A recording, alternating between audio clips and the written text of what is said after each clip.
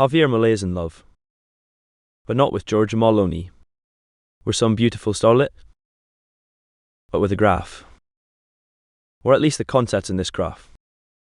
Milei actually uses a chart similar to this one in his talks, like the one to the WEF. This is a graph of GDP per capita of the world, from the year 1000 to the year 2000, while the one used by Milei is from the birth of Christ to today. Milei uses his chart to illustrate the ability to capitalism to increase the wealth and well-being of the average person. By capitalism, Milei means a country that protects the individual rights of life, liberty, and property. Here is how Milei described this chart in his book, The Path to Liberty.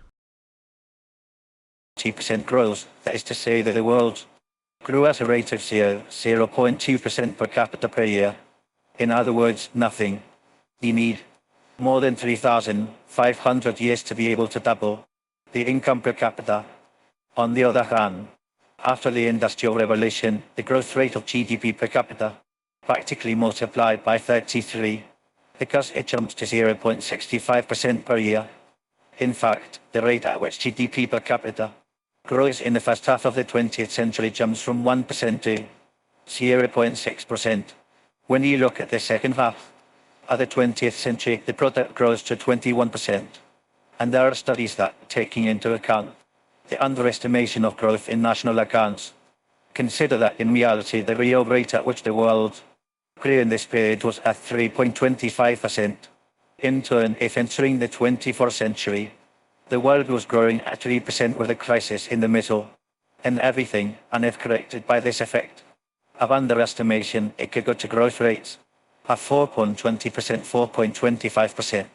Put in other terms, and even without making this correction, with the underestimation of national accounts, it took about 500 years to be able to double GDP per capita. In the 18th century, it took 107 years.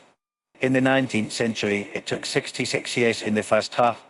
At the 20th century, it took 33 years in the second. Then perhaps in the 21st century, it will be only 23 years. That is, we are facing a process of acceleration of the phenomenal growth rate. If I had to put a subtitle to this, it would be Piketty, who is a fraud.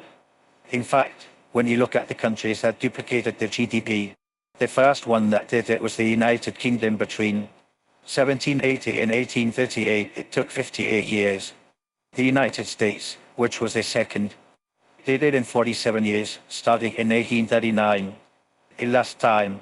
The third was Japan, which did it in 34 years, starting in 1885. Italy, starting in 1890, did it in 21 years. Spain, starting in 1950, did it in 18 years. South Korea, starting in 1978, did it in 9 years. And China, starting in 1987, did it in 7 years. It is clear then that, as the history of humanity progresses, the GDP per capita doubles. That means that the growth rate is accelerating. Thus, according to Milei, the rate at which countries that are catching up are able to double their GDP is increasing.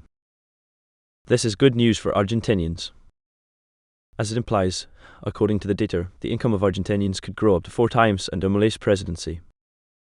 Not only that, but Milei has promised to make Argentina a shining beacon on the hill for all people. This makes Milei a true humanitarian. Unlike Marxist collectivists that pretend to be champions of the common man and lovers of humanity, Marxists/collectivists celebrated the common man and lovers of humanity in the books, Grapes of Wrath and Catcher in the Rye. But the subject had limited potential, so Marxist collectivists shifted to celebrating mental deformity and tragedy. But the subject had limited potential, so Marxist collectivists shifted to celebrating power and corruption. But that subject had limited potential, so Marxist collectivists shifted to celebrating insanity. But that subject had limited potential, so Marxist collectivists shifted to celebrating pure evil. But that subject also had limited potential, so Marxist collectivists shifted to celebrating drug addiction. But that subject also had limited potential, so Marxist collectivists shifted to celebrating sexual perversity. But that subject also had limited potential, so Marxist collectivists had to admit they hate humans, they hate themselves, and they want us dead. We cannot hide away from human population growth, because you know, it underlies so many of the other problems. All these things we talk about wouldn't be a problem if there was the size of population that there was 500 years ago. Raising living standards to the point where everybody's got a car and everybody's got air conditioning and everybody's got a big house, well, the planet will boil over.